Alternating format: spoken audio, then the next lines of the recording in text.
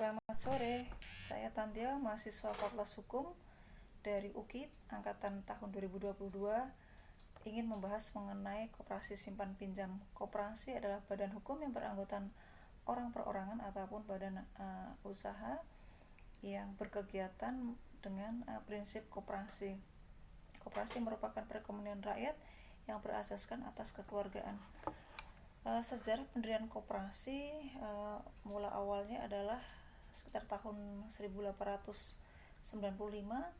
Raden Wirya Atmaja di Lueliang, beliau adalah patih dari Purwokerto, ingin melepaskan diri bersama dengan teman-temannya sesama pegawai negeri sipil pribumi dari jeratan hutang. Namun masa penjajahan satu hal yang sulit untuk mendirikan koperasi karena pemerintah Belanda pada tahun 1915 melalui Besluit 431 mensyaratkan pendirian koperasi, yaitu yang pertama dengan harus meminta izin dari Gubernur Jenderal, kemudian harus menggunakan akta notaris yang berbahasa Belanda dengan materai yang cukup mahal 50 gulden, kemudian menggunakan hukum tanah hukum Eropa, dan harus disiarkan dalam Javanese Koran. Namun pada tahun 1927 pemerintah merubah karena kegiatan koperasi tidak berjalan, yaitu dengan tidak hanya atau tidak harus mendaftarkan di notaris, tapi dengan di urusan kredit rakyat, kemudian materai turun dari 50 gulden menjadi 3 gulden, kemudian hukum tanah menggunakan hukum adat bisa didirikan oleh penduduk asli pribumi dengan menggunakan bahasa daerah.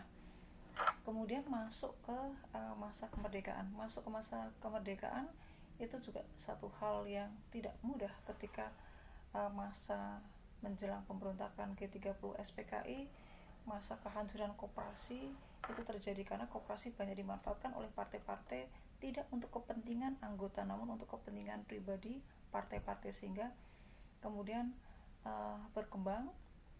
Dan kemudian setelah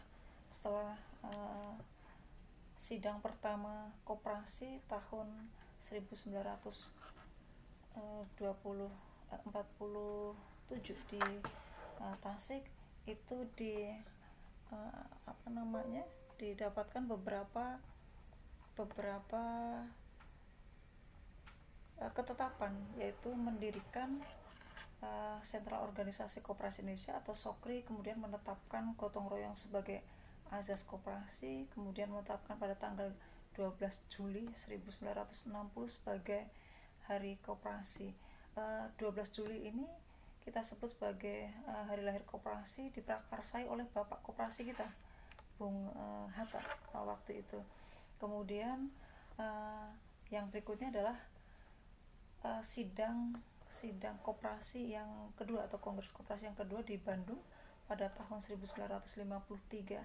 Di sini ada perubahan dari yang tadinya SOKRI diganti menjadi Dekopin atau Dewan Koperasi Indonesia, menetapkan koperasi masuk dalam mata pelajaran di sekolah, kemudian mengangkat tadi Bung Hatta sebagai Bapak Koperasi Indonesia, dan kemudian segera membuat undang-undang mengenai perkoperasian.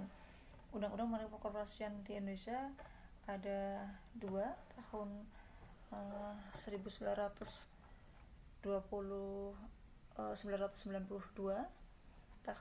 nomor 25, kemudian berubah nanti di tahun 2012. Nah, untuk berkembangnya koperasi tentunya satu hal yang tidak mudah karena kesadaran masyarakat, pengetahuan masyarakat mengenai perkoperasi ini masih sangat rendah.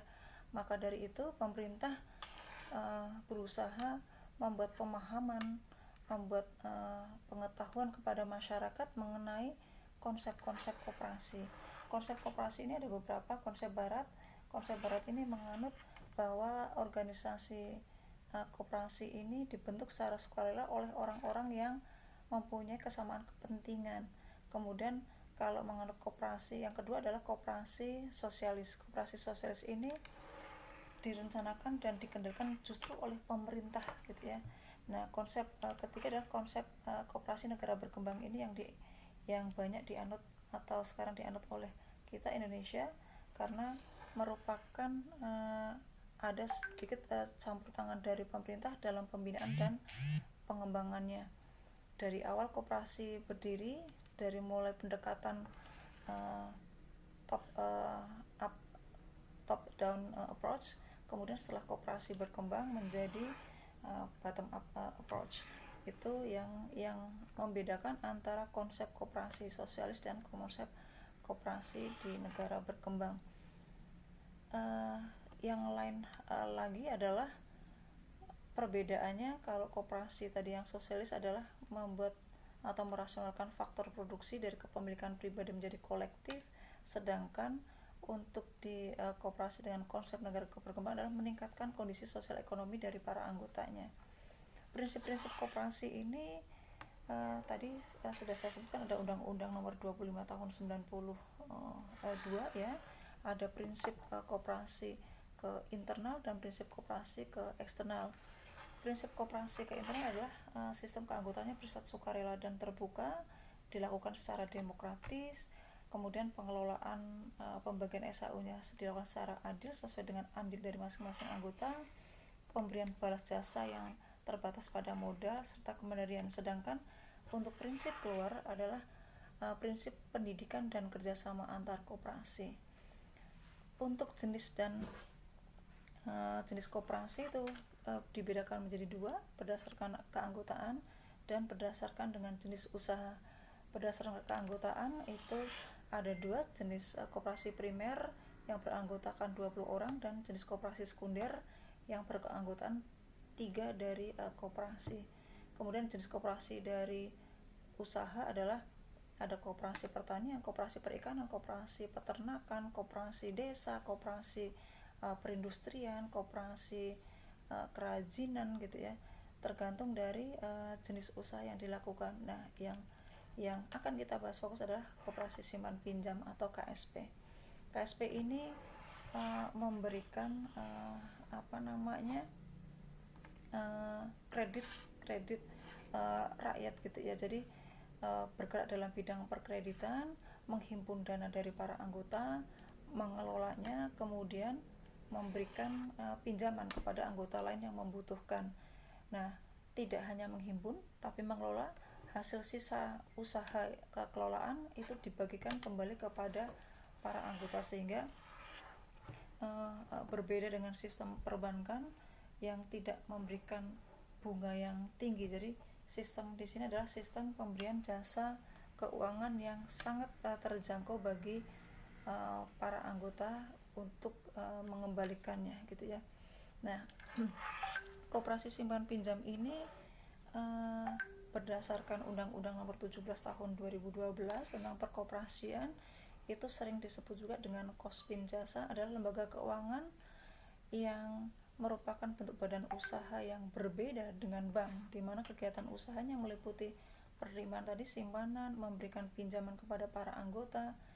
Nah, kemudian dalam peraturan POJK nomor 5 tahun 2014 tentang penyelenggaraan usaha lembaga keuangan mikro,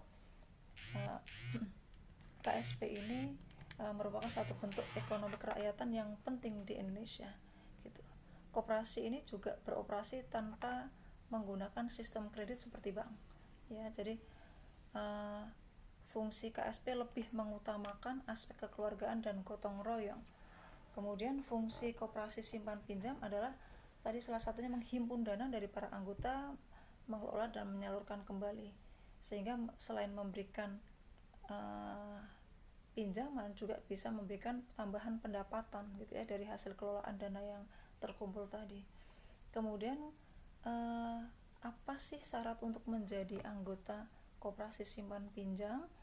Tentunya seperti persyaratan keanggotaan yang lain adalah fotokopi KK, KTP, kemudian slip gaji, kemudian fotokopi pembayaran PBB, dan fotokopi mengenai rekening listrik.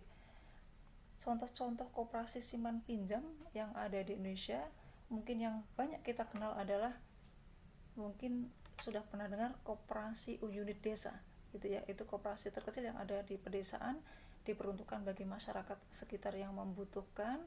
Kemudian yang ada di perkotaan kita kenal dengan Kospin Jasa atau koperasi serba usaha. Nah, ada juga koperasi pasar atau koperasi kredit yang tentunya marketnya adalah anggota dari pasar tersebut gitu. Untuk kesimpulan koperasi simpan pinjam ini adalah dengan semua fungsi dan manfaat yang tadi sedikit saya jelaskan, koperasi simpan pinjam menjadi salah satu alternatif pilihan bagi masyarakat dan menguntungkan dalam memenuhi kebutuhan finansialnya, mendukung pertumbuhan ekonomi dengan sistem jasa yang sangat terjangkau untuk masyarakat, khususnya masyarakat kecil. Demikian uraian dari saya sedikit mengenai koperasi simpan pinjam. Terima kasih, selamat sore.